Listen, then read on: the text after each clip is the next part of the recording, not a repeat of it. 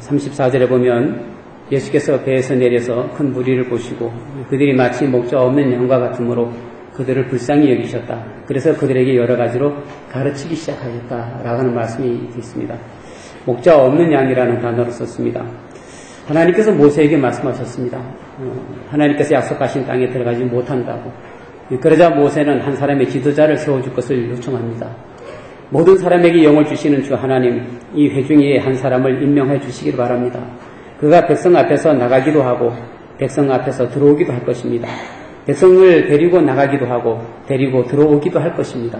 주님의 회중이 목자 없는 양떼처럼 되지 않도록 하여 주십시오. 민수기 27장 17절에 그렇게 말씀을 하시고, 그래서 결국은 모세 다음에 또 목자를 세워서 여호수아를 세우는 것을 보게 됩니다. 이 목자들이 없으면 어떻게 되는 거냐? 에스겔 34장 7절 8절에 이렇게 말씀하고 있습니다. 그러므로 너희 목자들아, 너희는 나 주의 말을 들어라. 나 주 하나님의 말이다. 내가 나의 삶을 두고 맹세한다. 내 양떼가 약탈을 당하고 참으로 내 양떼가 온갖 짐승에게 공격을 당하고 살육을 당하여 그것들의 먹이가 된 것은 목자가 없기 때문이다. 내 목자라고 하는 자들은 내 양떼를 찾으려고 나서지 않았다. 그 목자들은 양떼를 잡아서 자기들의 배만 채우고 내 양떼는 굶겼다라고 하는 말씀이 있습니다. 목자 없는 양떼라는 말은 그런 겁니다. 목자 없는 양떼는 돌보거나 지키는 목자가 없기 때문에 짐승들의 공격을 당하기도 하고 그래서 짐승의 먹이가 된다는 얘기입니다. 돌보고 인도하는 목자가 없기 때문에 어디에서 물을 마셔야 할지 어디서 풀을 뜯어야 할지 그것을 알 수 없어서 굶어 죽어가는 그런 사람들이라고 말하고 있는 겁니다. 오늘 말씀하시는 이 예수님께 찾아 나온 사람들이 그런 사람들입니다. 그들은 불쌍한 사람들입니다. 그들은 본관 세상살이에 찌들고 힘들어하는 사람들입니다. 자기들을 위해서는 아무것도 할 수 없는 연약한 사람들입니다. 오히려 험악한 세상에서 이리저리 찢기고 상처입고 그러다가 죽음을 맞이하는 사람들입니다. 이제 그들에게 희망이 있다면 그 희망은 오로지 예수님밖에 없습니다. 그래서 그들은 예수님 앞에 나왔습니다.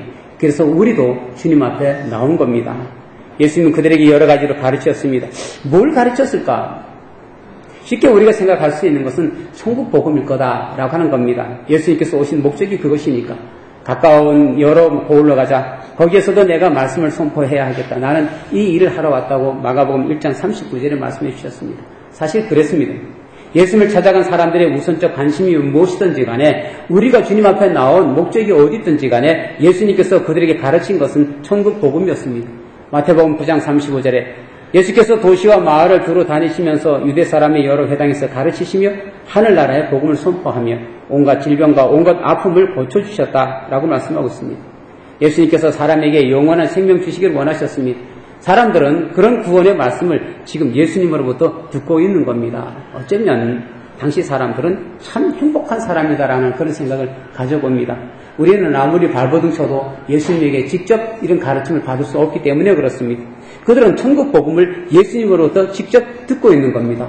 더군다나 예수님께서 말씀하시는 그 복음의 말씀이 그 가르침이 얼마나 대단한 줄 아십니까? 마가복음 1장 22절에 보면 사람들은 그의 가르침에 놀랐다. 예수께서 율법학자들과는 달리 권위 있게 가르쳤기 때문이다 라고 말씀하고 있습니다. 누가 감히 복음의 말씀을 예수님처럼 권위 있게 가르칠 수 있을까? 그 권위 있는 예수님의 가르침을 들었으면 얼마나 행복할까 하는 그런 생각을 해보는 겁니다. 더군다나 그 가르침은 역사를 일으키는 말씀이었어요.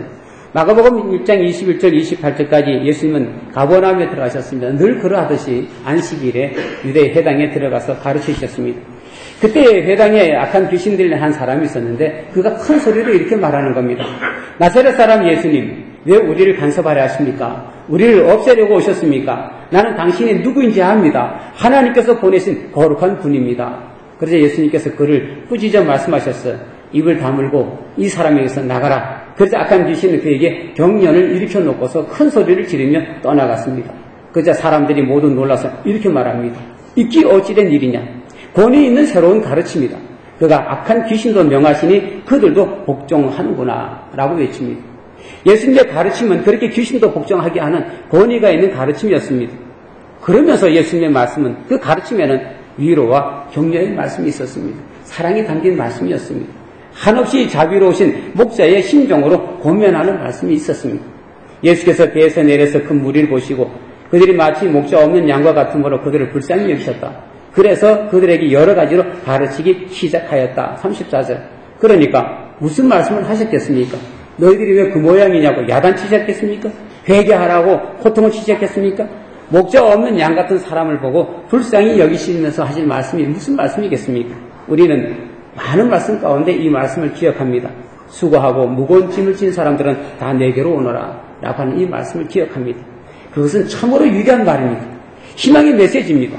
로마의 압제에 억누리고 종교 지도자들의 위선에 상처받고 가난에 찌들고 고난의 삶을 살아가는 사람들에게 예수님의 이 말씀은 희망이었습니다. 그래서 그 예수님의 말씀이 얼마나 좋았으면 날이 이미 저물도록 그들은 다른 건 보지도 않고 오로지 주님의 말씀만을 듣고 있는 겁니다. 날이 저물었습니다. 그때 시간 가는 줄 모르고 있는 겁니다. 예수님의 말씀도 좋았지만 그 말씀을 듣고자 하는 이들의 마음도 좋았습니다. 사모하는 마음이 그들에게 있었습니다. 그 장면을 지금 여기서 상상만 해도 은혜가 됩니다. 그런데 곁에서 지켜보던 제자들에게는 이게 걱정입니다. 날이 저문 거예요. 일찍부터 온 사람들이 그때까지 모두 굶고 있는 겁니다. 아마 제자들은 자기들끼리 이렇게 슬그머니 나와가지고 아마 의논했을 겁니다. 근데 뾰족한 방법이 없는 거예요. 대충 숫자를 쉬어보니까 남자만 한 5,000명이 넘는 것 같아요.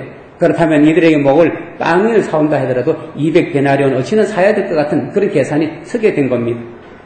200데나리온 얼마인지 모르죠. 요즘 희망봉사단 하루 일당이 33,000원입니다. 계산해보게 되면 660만 원어치 660만 원어치의 빵을 사와야 된다. 그런 얘기입니다. 그러니 예수님의 제자들에게 660만 원이라 하는 돈도 없지만 그런 돈이 있다고 한들 그 빈들에서 어디서 그런 빵을 사올 수 있겠습니까? 제자들이 생각하다 못해서 예수님께 말씀드립니다.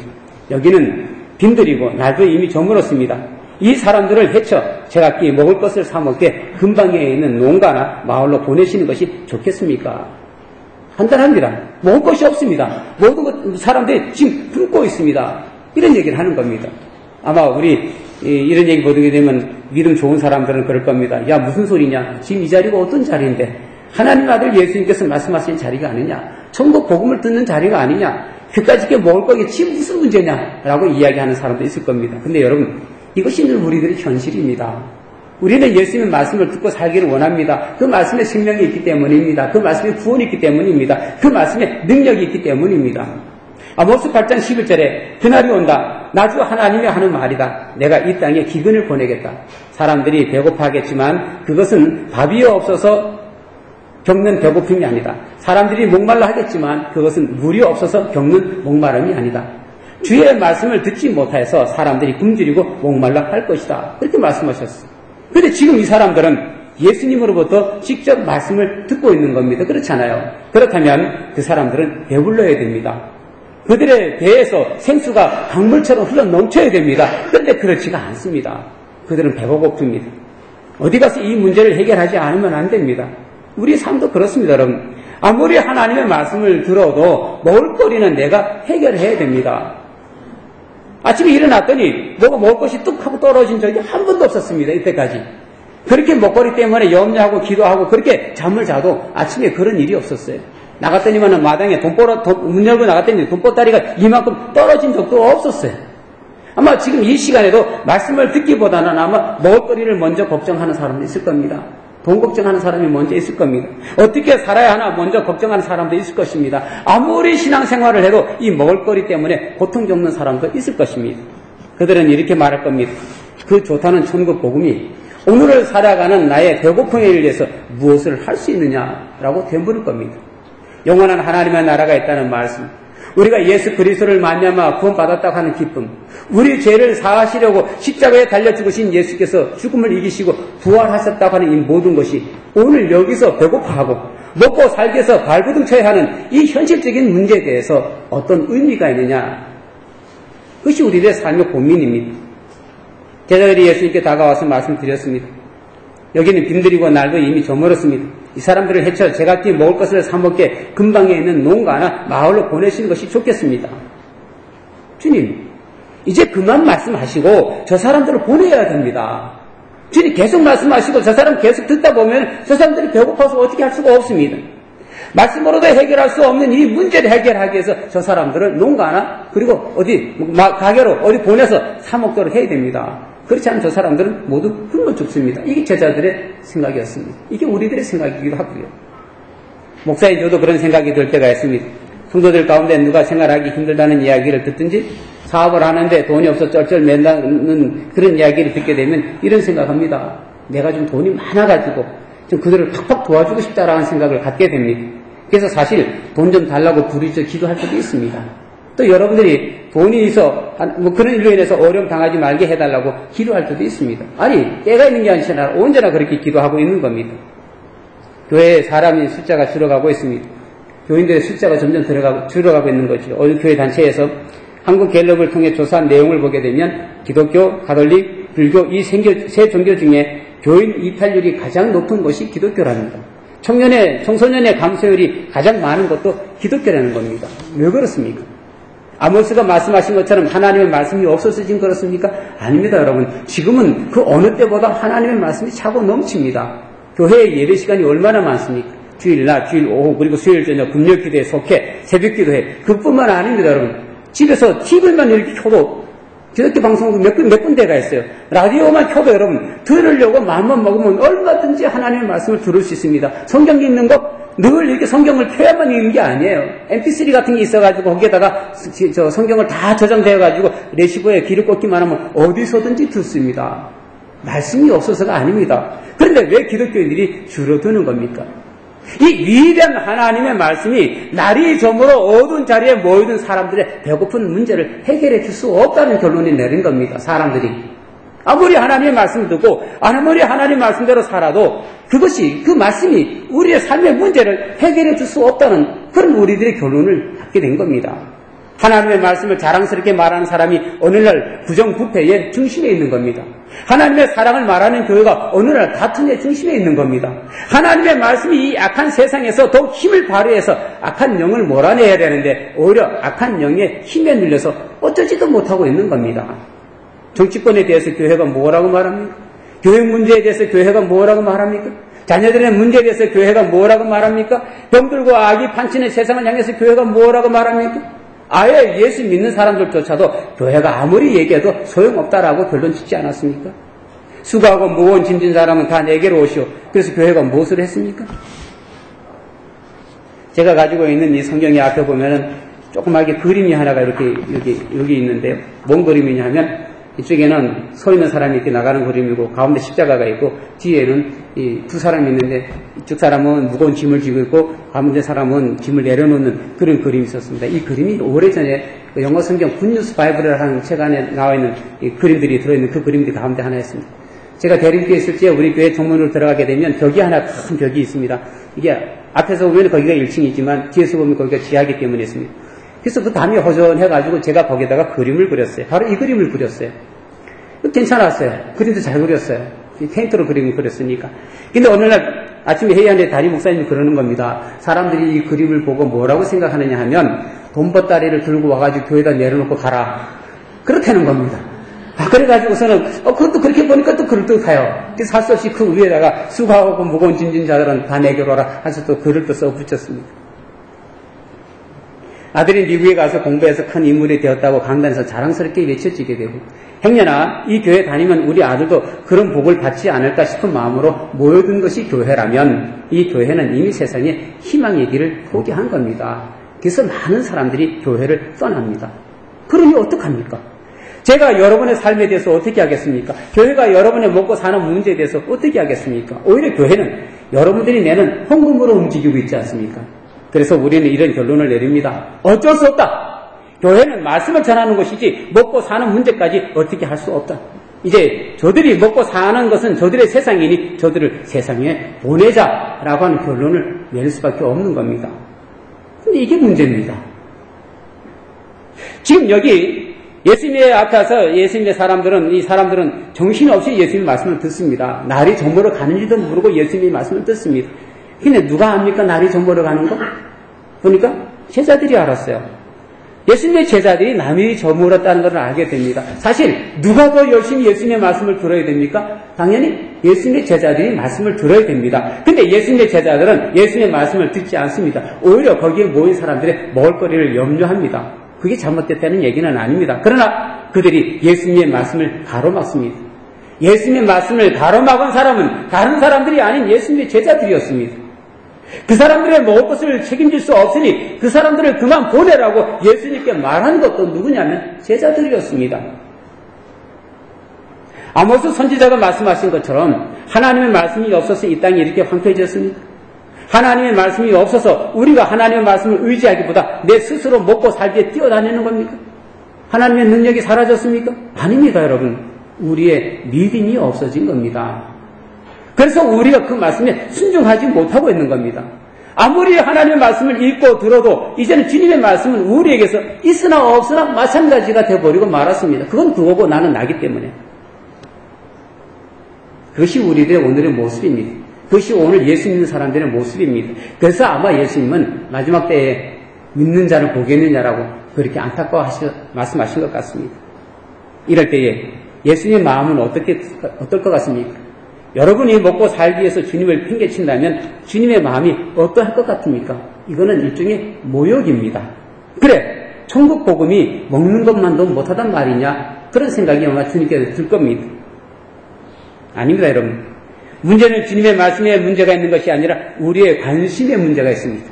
우리는 예수 믿으면서도 정작 관심은 세상의 삶에 있다 그 말입니다.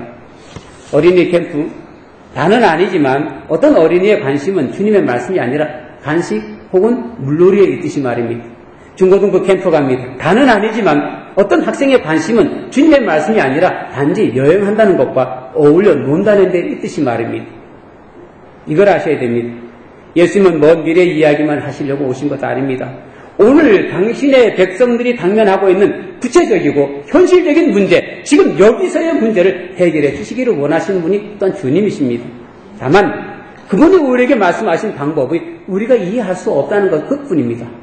너희가 그들에게 먹을 것을 주어라. 제자들이 고민을 합니다. 이건 충격입니다.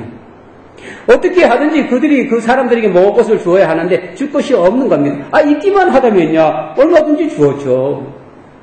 굳이 예수님께서 말씀하신데 그 사이를 끼어들어서 먹을 것 가지고 말씀드려서 말씀 끊을 이유도 없는 겁니다. 먹을 것만 있다면. 그런데 예수님께서 먹을 것을 염려하는 그들에게 사람을 해쳐 제각기 먹을 것을 사먹게 근방에 있는 농가나 마을로 보내신 것이 좋겠습니다라고 하는 이 제자들에게 너희들이 그들에게 먹을 것을 주어라라고 말하고 있는 겁니다. 있다면 왜 안 줬겠습니까? 그들에게 줄 먹거리가 있다면 주님 식사하고 마지막 하시죠. 나머지 하시죠. 그렇게 말씀했지 않겠어요?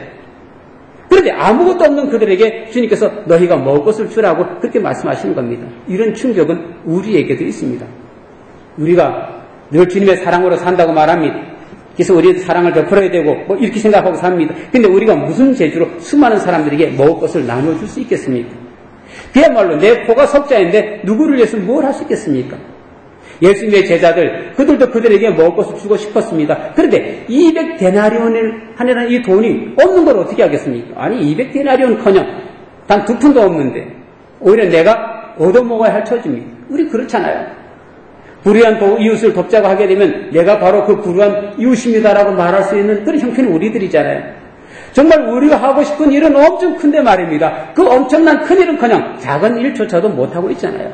정말로 남에게 무엇을 하기보다는 내 처지도 딱하잖아요. 때로는 우리는 그래서 절망하지 않아요. 아무리 능력의 말씀이 있더라도 현실이 현실인 것을 어떻게 하겠습니까? 예수님께서 말씀하셨습니다. 너에게 빵이 얼마나 있느냐 가서 알아보아라. 늘 제가 말씀드렸어요. 어떤 일이든지 간에 그 일 앞에서 우리가 어떤 물음, 어떤 질문을 하느냐 이것이 중요하다고 늘 말씀드렸습니다. 제자들의 물음은 그렇습니다. 200데나리온이라고 하는 돈이 있어야 되는데 우리에게 그런 돈이 어디 있느냐? 이것이 제자들의 물음이었습니다. 그러나 예수님은 이렇게 그들의 물음을 바꾸셨습니다. 너희에게 빵이 얼마나 있느냐? 200데나리온이 우리에게 있느냐 없느냐? 이거는 어려운 일입니다. 이거는 참 심각한 문제입니다. 왜? 도무지 없는 일이고 이것을 당장 구해올 수도 없고 제자들이 어디 가서 만들어낼 수도 없는 그런 질문이기 때문에 그렇습니다. 그 앞에는 안 됩니다. 불가능입니다라고는 답밖에 없습니다. 그러나 너희에게 빵이 얼마나 있느냐? 이거 쉽습니다. 이건 간단합니다. 200데나리온이나 있어야 돼. 그래야만 먹을 것을 줄 수 있는 그런 상황에서 정말 중요한 것은 내가 가지고 있는 것이 무엇이며 얼마나 되느냐라고 하는 이 물음이었습니다. 사실 그렇습니다. 주님께서 우리에게 맡기신 하나님의 일은 우리에게는 엄청난 일입니다, 여러분. 그러나 그 시작은 엄청난 게 아닙니다. 내가 가지고 있는 것이 얼마나 되느냐? 여기서부터 시작하기 때문에 그렇습니다. 너희에게 빵이 얼마나 있느냐? 이것처럼 쉽고 간단한 질문이 어디 있습니까? 주님은 없는 것을 우리에게서 찾을 것이 아니라 우리에게 있는 것을 찾으셨습니다. 우리 200데나리온 없습니다. 그러나 보리떡 5개, 물고기 2마리는 있지 않습니까? 생각해 보세요. 우리는 예수님께서 하신 일들을 위탁받은 사람들이 전도하라는 것도 그렇고 세상을 변화시키는 것도 그렇습니다. 근데 우리가 그 일을 어떻게 할 수 있습니까? 우리에게 예수님의 능력 같은 게 있습니까? 없습니다. 그래서 우리는 맨날 기도할 때마다 주님 우리에게 그런 능력을 주옵소서라고 기도하지만 그것도 그렇게 쉽지 않습니다. 왜? 주셨는지 안 주셨는지 알 수가 없어요. 그래서 우리는 아무것도 못하겠다고 결론을 내립니다. 전도도 주님께서 능력 주셔야 하겠는데 그런 능력을 주신 것 같지 않아요. 사도 바울은 내게 능력 주시는 분 안에서 내가 모든 일을 할 수 있다라고 하셨는데 아무리 참각하고 아무리 제 속을 뒤져봐도 그런 능력은 내게 전혀 없는 것 같습니다.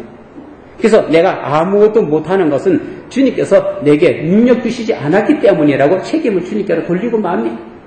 그래서 아무것도 안 하는 겁니다. 그럼 맨날 기도할 때도 뭐 합니까?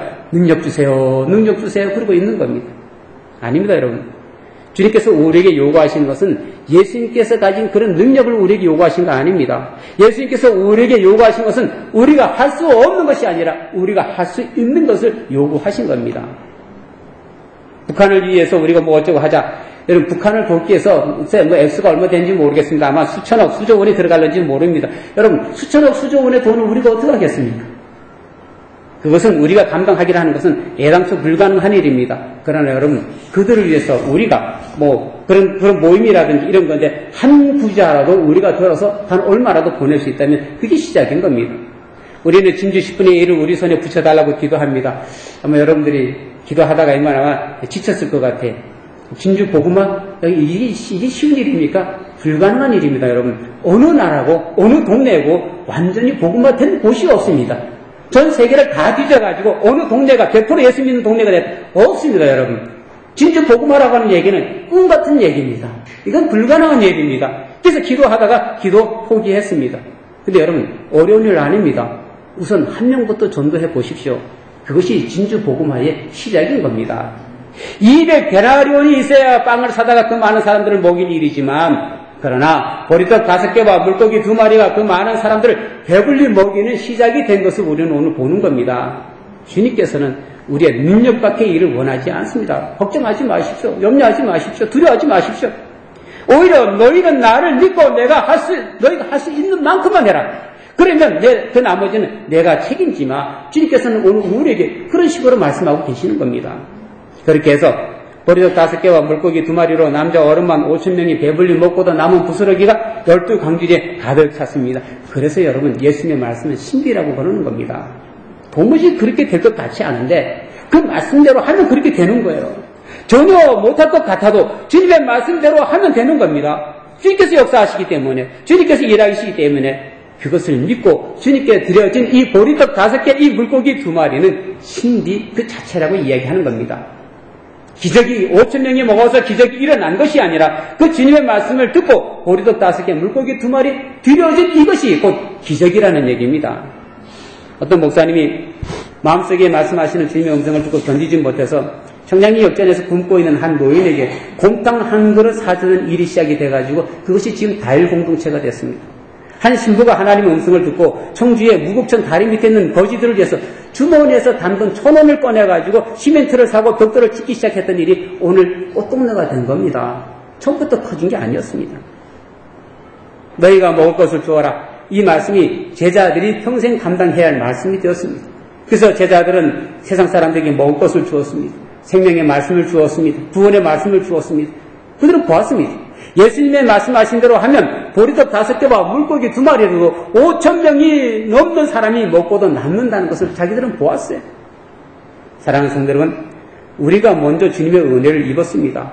우리는 생명이 무엇인지, 구원이 무엇인지 우리는 압니다. 그렇다면 그걸 나누어주자는 얘기입니다. 없는 것 나눠주자는 것이 아니라 우리가 있는 것, 우리가 가진 것, 우리 주님께서 우리에게 주신 것, 그거 나눠주자는 얘기입니다.